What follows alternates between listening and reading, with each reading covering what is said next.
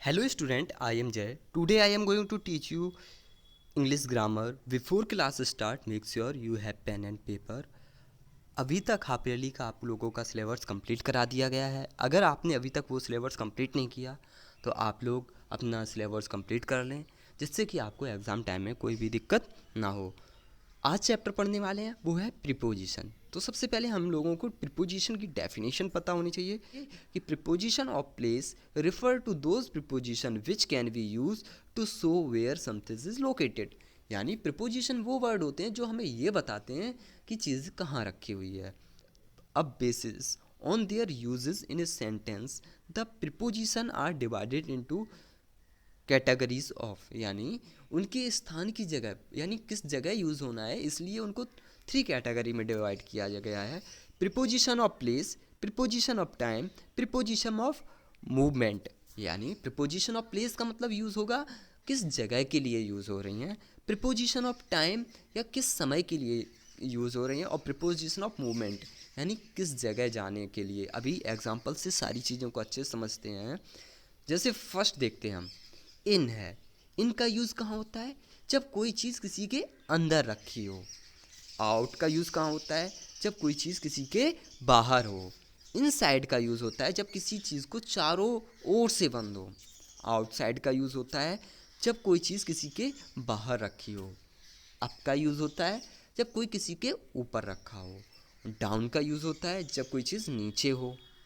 On का use होता है जब कोई चीज़ किसी के ऊपर रखी हो। जैसे इसको एग्जाम्पल से भी समझेंगे, आगे डिटेल में आगे से समझाया है मैंने इन चीज़ों को।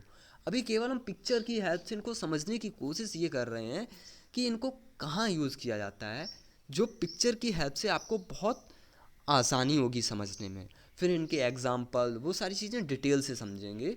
अभी हम केवल ये बताने की कोशिश कर रहे हैं कि पिक्चर के माध्यम से आप अपने दिमाग में ये चीज़ मेमोराइज़ कर सकें कि कौन सी चीज़ कहाँ यूज़ की जा रही है। फिर से मैं बताता हूँ कि जब कोई चीज़ किसी के अंदर है तो वो क्या यूज़ होगा? इन। आउट है यानी किसी के बाहर रखी है। इनसाइड का मतलब जब कोई चीज़ चारों तरफ से कवर्ड है। आउटसाइड कि कोई बॉक्स है उसके बाहर कोई चीज़ रखी हुई है, तब बोलेंगे आउटसाइड। अप का मतलब ऊपर, डाउन का मतलब नीचे। ऑन का मतलब होता है ऊपर, किसी चीज़ के ऊपर जब कोई चीज़ रखी होगी तब उससे सरफेस से टच होगी। अब आप कंफ्यूज हो गए होंगे कि सर आप बता रहे हैं आपका मतलब भी ऊपर और ऑन का भी मतलब ऊपर। अब तब आएगा जब कोई चीज़ टच नहीं होगी। जैसे कि अगर हम ये बोलें कि फ़ैन हमारे ऊपर है तो ये क्या ऑन नहीं आएगा, क्योंकि ये हमारे सर के ऊपर टच नहीं है ना। जब कोई चीज़ टच होगी तब आएगा ऑन। ऑफ का मतलब कोई चीज़ किसी से अलग हो जाए। अक्रॉस मीन्स जब कोई चीज़ किसी से गुजरती हो। इन टू मीन्स होता है जब कोई चीज़, अभी कोई चीज़ बाहर है उसे अंदर डाल दिया जाए। जैसे Mohan jump into the river, जब कोई मोहन है वो नदी के अंदर जंप कर गया, ठीक है ना। अंडर बिलो ब्रेथ यानी कोई चीज़ है उसके नीचे है। बिसाइड मीन्स बगल होता है। बैंक ऑफ मीन्स होता है किसी का किनारा। फ्रंट ऑफ मीन्स होता है कोई चीज़ के सामने। जब कोई बिल्डिंग एक दूसरे की बिल्डिंग के सामने है तब उस जगह पर हम फ्रंट ऑफ का यूज़ करते हैं। अक्रॉस का मतलब होता है जब कोई चीज़ किसी के माध्यम से गुजरती है। नियर मीन्स होता है पास। बिटवीन मीन्स होता है दो चीज़ों के बीच में कोई चीज़ रखी होगी तब। थ्रो जब कोई चीज़ किसी के बीच से गुजरती है। जैसे कोई चीज़ है, एक बड़ा सा टनल है उसके अंदर से ट्रेन निकली तो उसे हम तब यूज़ करेंगे थ्रो। एवब मीन्स होता है किसी के ऊपर। नेक्स्ट समझते हैं। देखो अभी हम लोगों ने क्या देखा कि प्रिपोजिशन समझा, प्रिपोजिशन की डेफिनेशन देखी, उसके बाद उनकी पिक्चर की बेसिस पे हमने उन्हें अलग अलग कैटेगरी में डिफाइन किया। केवल पिक्चर को मेमोराइज करके हमें चीज़ों को समझना है। अगर आप लोगों को एक बार में समझ में नहीं आया तो आप वीडियो को रिवर्स करके पहले समझ लें पिक्चर का कहाँ प्रिपोजिशन का यूज़ हो रहा है। अब उसके बाद जो एट, इन और ऑन है ये प्रिपोजिशन को अलग अलग देखते हैं कहाँ यूज़ होता है। देखो एट का यूज़ होता है कोई पर्टिकुलर टाइम है तब वहाँ यूज़ करेंगे। जैसे 8:10:30, at 8 o'clock, at bed time, at breakfast. यानी कोई एक टाइम निश्चित है, जब कोई टाइम श्योर हो उसके टाइम पर हम क्या यूज़ करेंगे? एट। इनका यूज़ करेंगे जब कोई एक मंथ, ईयर और कोई सेंचुरी या लॉन्ग पीरियड ऑफ टाइम की बात की जाएगी तब हम क्या यूज़ करेंगे? इन। जैसे इन 16 years time, in 1991, in December. On का यूज़ कब करते हैं? जब कोई डे और डेट का यूज़ हो, जैसे on Sunday evening, on Christmas day, on Christmas, on Friday. तो ये क्या है? ऑन का यूज़ करते हैं। फिर से मैं आपको एक बार रिपीट कर दे रहा हूँ जिससे कि आपको और चीज़ें क्लियर हो जाएं कि बेटा जब एन का यूज़ करेंगे तब हम तब करेंगे जब कोई सर्टेन टाइम हो, जब कोई टाइम गिवन हो हमें, वो उस टाइम पर, जैसे at 10:30, at 8 o'clock, at bed time, at breakfast. ये भी टाइम क्या होता है? बेड टाइम का एक फिक्स टाइम होता है, उसी टाइम तो ब्रेकफास्ट होता है ना। अब इनका यूज़ जब लॉन्ग टाइम हो या फिर मंथ हो, ईयर हो, इस टाइम में हम क्या करते हैं? इनका यूज़ करते हैं। इन 16 ईयर टाइम, इन 1991, इन दिसंबर। तो इस समय में हमने इनका यूज़ किया।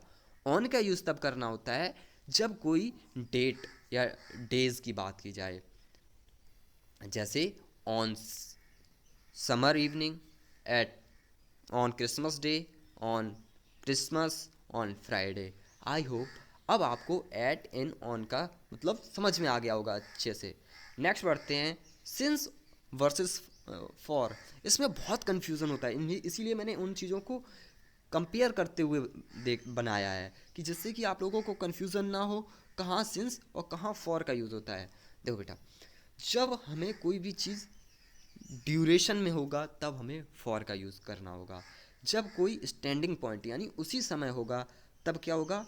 सिंस का यूज़ होगा। आपके सामने एक ग्राफ बना हुआ है जहाँ पर आपको देख रहे हैं सिंस क्या है?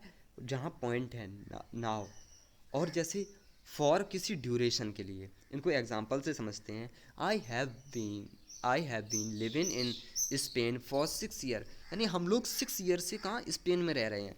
तो क्या एक टाइम हो गया, पीरियड ऑफ टाइम हो गया, इसीलिए क्या लगा दिया हमने? फॉर लगा दिया। I have been living in Spain since 2012, यानी हम लोग 2012 से रह रहे हैं कहाँ? स्पेन। इसीलिए क्या यूज़ किया? सिंस यूज़ किया। तो अब आप लोगों को समझ में आ गया होगा, सिंस का यूज़ करते हैं किसी भी फिक्स समय के लिए, और फॉर का यूज़ करते हैं एक पीरियड ऑफ टाइम के लिए। नेक्स्ट बढ़ते हैं। अब एक्सरसाइज आप लोगों ने समझा होगा कि कहाँ इन, अंडर और ऑन का यूज़ किया जाता है, उसी के बेसिस पे ये एक्सरसाइज हैं। समझते हैं। The book are dash the cupboard. Cupboard है या ना, यानी उसके अंदर रखा हुआ कोई चीज़, तो क्या आया? In. The dog is dash the chair. मैंने क्या बोला? पिक्चर को अगर आप लोगों ने सही से देखा होगा तो आप लोगों को आराम से समझ में आ गया होगा। जब कोई चीज़ नीचे होती है तो क्या होता है? अंडर। अंडर आ गया। नेक्स्ट बढ़ते हैं। The Apple is on the book, यानी जो एप्पल है वो किसके ऊपर है? बुक के ऊपर है, इसीलिए यहाँ ऑन आ गया। आई होप आपको ये समझ में आया होगा। नेक्स्ट एक्सरसाइज पर बढ़ते हैं।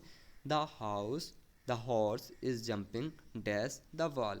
तो अब बाल के ऊपर से गुजरा है ना, हॉर्स जंप किसके, जो दीवार है उसके ऊपर से जंप किया है, तो इसलिए क्या आएगा? Over. The boy is written dash the black board. तो किसी के ऊपर लिख रहा है ना लड़का, इसीलिए क्या आएगा? On. The cat is dash the rat.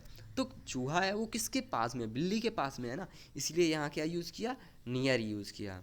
I hope आपको ये चीज़ें समझ में आई होंगी। अगर कोई भी डाउट है तो आप लोग मुझे कमेंट बॉक्स में लिखें। अगर आप चीज़ों को और भी डिटेल में पढ़ना चाहते हैं तो आप लोग कमेंट्स बॉक्स में मुझे मैसेज कर सकते हैं, या फिर व्हाट्सएप पे मुझे मैसेज करके बताएं कि यस सर मुझे और डिटेल में पढ़ना है, तो मैं उन चीज़ों को और डिटेल में पार्ट 2 में बना दूंगा।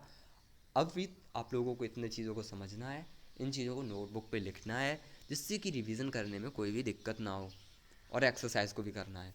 मैं आप लोगों के लिए एक्सरसाइज के लिए एक और पीडीएफ सेंड कर दूंगा, जहां आप लोग ये एक्सरसाइज को और अच्छे से कर पाएंगे। आई होप सारी चीज़ें क्लियर होंगी। Thanks for watching.